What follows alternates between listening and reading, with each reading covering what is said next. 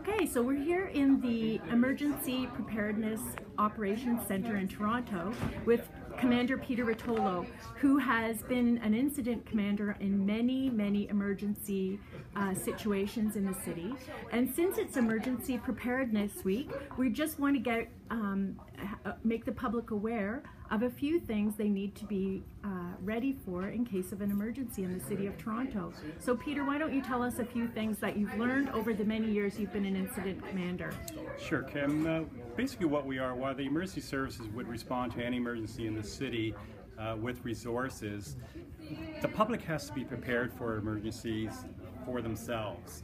Depending on the emergency, and if we take the example of the ice storm that we had in the past year, you have to be prepared with at least planning and plan for those emergencies when there is no hydrant or emergencies can come to you. So prepare a 72-hour plan to be self-sufficient. Have batteries for your flashlights, like check them regularly. Your cell phones, make sure they're charged and you have an auxiliary way to charge the phones if power goes out. Food and staples that you have at home that you can provide food and water and support mechanisms for your family and yourself. Also have what I would call a kit that you can respond if you had to evacuate your home or the area. So medications, flashlights, some money. Have some money in your pocket for cash in case the banking machines don't work. Make sure your gas in your vehicles are fueled at least half a tank so that you can get away from the air if you have to. So look at your own home, look at the area and what you have at home that if you can sustain you and your family for at least 72 hours. And if not, you certainly can contact the city's emergency operations group who can give you advice as to what you should have in preparation. You can go to the City of Toronto's website and certainly call in on the emergency management side, and there's certainly information there for you that you should use and be prepared for an emergency.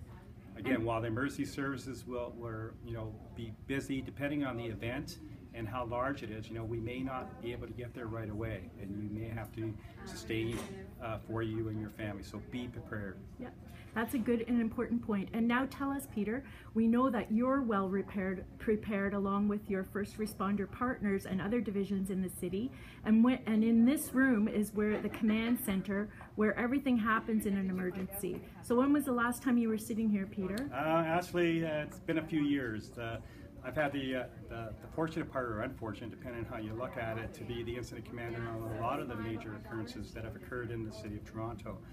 With my allied service partners, fire and police services, I've been an incident commander, or site commander, for numerous large events within the city. I think the last big one we had was floods and ice storms about a year ago, and last summer the flooding. So the key thing is be prepared, everyone, and be comfortable knowing that your team of first responders is well practiced and well prepared to be ready in this room to support you if needed.